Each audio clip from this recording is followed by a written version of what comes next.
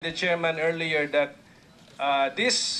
so as not to muddle the issue here, this current investigation is about the alleged PDAF scam. And this memorandum of agreement, which is mentioned in the Inquirer, by the way, this morning, concerns a non-PDAF fund.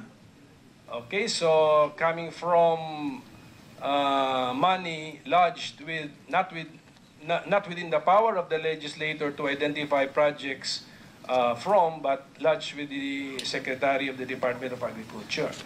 So I will telegraph my future moves and plan, Mr. Chairman. I will file a resolution with the Senate to be referred to the Senate Blue Ribbon Committee to also investigate non-PDAF fund scam, because this memorandum of agreement concerns 10 million pesos, mentions my name in the whereas clause. It is not a memorandum of agreement of my office and the DA. It's between DA and Surigao del Sur. Mentions my name as a chosen beneficiary of a certain amount, and then mentions the fact that I have chosen the ultimate beneficiary, the province of Surigao del Sur. It's dated November 2012, and I knew about this only last night after our session, and thanks to the Kabataan Party List, Congressman Terry Ridon, who called my attention to this. So if he had not called my attention to this, I would not even know of this arrangement. So I'm not saying that this is already a scam, but the mere fact that a personality connected with the JLN group has a signature and as a witness, and the mere fact that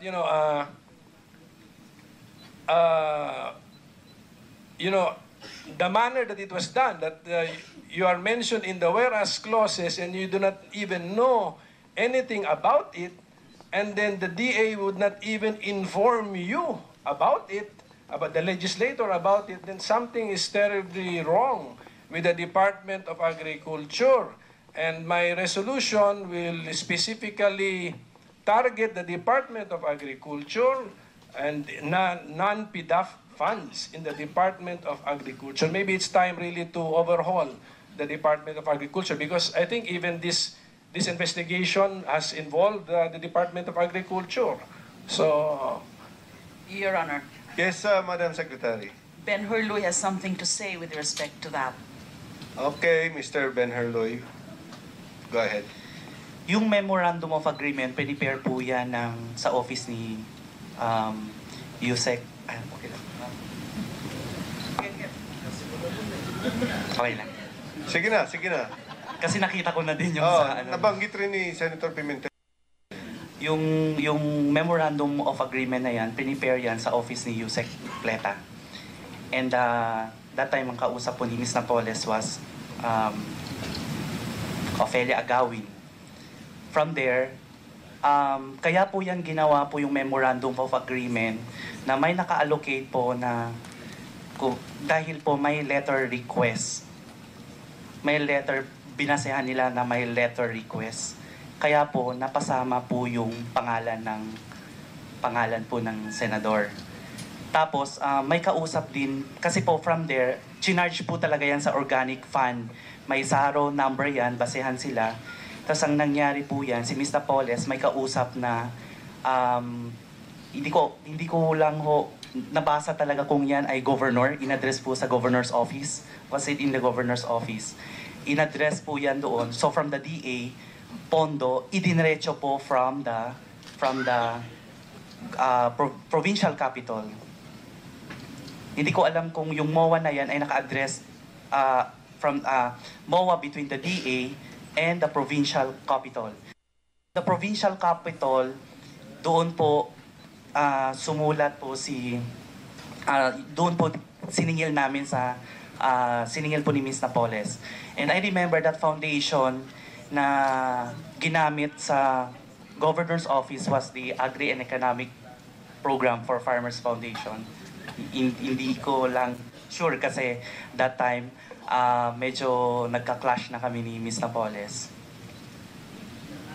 The notarization is the MOA is dated November 20, 2012. So, but one thing clear, Mr. Chairman, is that, you know, if the DA, the Department of Agriculture, enters into a MOA, mentions a legislator, does not even inform the legislator of the existence of the MOA, then something is really fishy. I mean, bakit gano'n? Why the secrecy? Di ba? Oh, so, and this is really non-PDAF. So, to follow proper procedure, I will be filing a resolution so that we will pursue possible scams in non-PDAF money or fund, and definitely it will also be referred to this Senate Blue Ribbon Committee so that we can pursue it to its logical conclusion. But I will, since the DA, this is PDAF, now we're talking about PDAF, and DA was here also. I mentioned DA. This is non-PDAF, and DA is also mentioned. So I would like to concentrate on the Department of Agriculture. That would be my resolution. Mr. Chairman? Yes, Senator Aquino. Yeah, I'd just like to clarify lang on this matter, no? So, Ben-Hur, meron kang personal knowledge about mga ganitong klaseng arrangements? Yes po, meron po kasi mga savings po that time ang DA na nakausap si Ms. Napoles sa DA sa office po ni Yusek Pleta and Ofelia Agaw. Secretary De Lima, this is not yet part of the current charges filed, no? Not yet. Not yet part, but it's part of the investigation. So, you are aware of these 2012, 2011 irregularities? Meron po mga ganyang information from the whistleblowers, principally Ben-Hur, and that's part of the investigation. Okay. Ben-Hur, no, just as a final point, kasi po si Senator Pimentel, no, said that no letter of request came from his office towards this fund. Was it common practice to just name drop legislators in this fund, or was there a letter that would you know of any letter that came from Senator Pimentel's office? I believe, sir, there was a letter, kaya po sinama po yun doon sa memorandum, doon chinarge po yung, kasi para po maging yung mapondohan mismo yung na yun, provincial capital na yun. So the separate investigation, Mr. Chairman, of the Senate Blue Ribbon will even look into those letters because maybe this involve forgeries. Okay? Because if this were normal, if the DA would follow normal procedure, would they not inform the legislator that, okay, we have a from Saro number ganon, and you have chosen this provincial government as your beneficiary. So the questions that we will ask is, how was the choice, even the choice relayed to them? Oh, and then why did they keep this? Why did they skip this award of the amount to the legislator a secret from the legislator? November 2012, ang petsa ngayon is September 2013. Nalaman ko ang existence ng MOA because of the good intentions of Kabataan Party List Congressman Terry Ridon, who gave me a copy of the MOA. So anyway, this is non-PDAF. So ang pinapalabas lang natin is the extent of the fraud or the web of this network. And then just for the record, yung PDAF ko nga hindi ko nga ginagalaw eh. Ang sa 2013, 8 million pesos ang nagalaw ko sa PDAF, 192 hindi nagalaw. Tapos pati non-PDAF, papakialaman ko pa.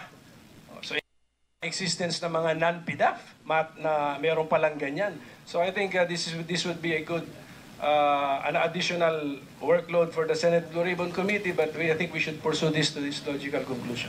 Yes, most definitely. I will do it formally, Mr. Chairman. Yes, thank you. Most definitely. Mr. Ben Herloy, yes. Tanda ko yung letter na yon na alam din ng DA yun na ang request na yon is amounting to 30 million pero 10 million lang ang nire-release. And then I remember that letter request year 2011. Year 2011 po yung request. Sa savings po, humingi sila ng pondo lang. Yung lawmakers na yung sumulat lang sa DA, nangingi ng pondo kung meron bang pondo, parang gano'n. So, ang pagkaintindi ko po doon, discretion po yun ng DA kung i-grant nila yung pondo o hindi. Basta may letter request. So, nasa DA po yun kung... So, nung the time na in-execute nila yung memorandum of agreement yan from the DA, kasi they are the one who preparing the memorandum kasi dumadaan po yan sa ganito. So, ang nangyari po, nakalagay po yung kung sino yung lawmaker doon. Pero yung probinsya, pagkapili ng probinsya as beneficiary, sino gumawa nun? Yan sir ang hindi, kasi sa sulat na po doon, walang naka-identify na probinsya. Well, anyway, Mr. Chairman, so that to not to muddle, no, but this is during the first day of the investigation, you clarified that this is about the alleged 10 billion PDAF scam perpetrated by Napoles NGO. So we will limit. That is correct. We will limit it, but just to telegraph my moves in the future, you'll have another subject matter to investigate, Mr. Chairman. Okay, thank you very much, Senator Pimentel. At this point, we'd like to recognize, acknowledge the presence of Senator Ralph Recto, our Senate President pro tempore. Good afternoon, sir. Thank you, Mr. Chairman. Mr. Chairman, just one follow-up question. Can we make it short? Because Very short, just one. Okay, go ahead. Thank you very much. Just a follow-up on this issue. Would you have any knowledge of course this particular NGO in that memorandum of agreement? Would it be the DA or the LGU? Ang pagkaalam ko sir, wala pong endorsement na nangyari. Pero hindi ko alam kung ano pong ginawa ng provincial capital. Basta alam ko nakasingil po ang opisina na in-identify ni Ms. Napoles. So you're not aware of any endorsement? Yeah, wala pong endorsement from the lawmaker na in-identify niya yung foundation na yun to designate to implement the project. Wala pong akong alam na, at wala rin akong alam, nakita na yung papel na yun na in-endorso niya yung foundation na yun. So if at all it was endorsed by the DA and or the local government or there was a public bidding? Hindi ko na po sir alam kasi that time ano po yan na mga papasok na po yan sir ng November po yan ginawa yung memorandum of agreement. So nirelease po yan ng mga nasa December na. So medyo that time yung month na yon sumasama na po ako sa implementation, and that time nagka-clash na kami ni Ms. Napoles dahil po yung mga findings bakit ganito kulang-kulang. So ang nangyari, dumating nga po sa punto na dapat yan yung isa rin po yan na pina-follow up kasi ako nung December po kasi yan yung mga pina-follow up ko na sa DA, yung mga backlog namin PDAF. Tapos other than that, nakahingi po si Ms. Napoles sa DA mga savings. So tapos pinalipat sa LGU para doon na lang sa LGU. So from the DA, transfer yung pondo sa LGUs. Thank you, Ben-Hur. Maraming salamat. Thank you, Mr. Chairman. Thank you.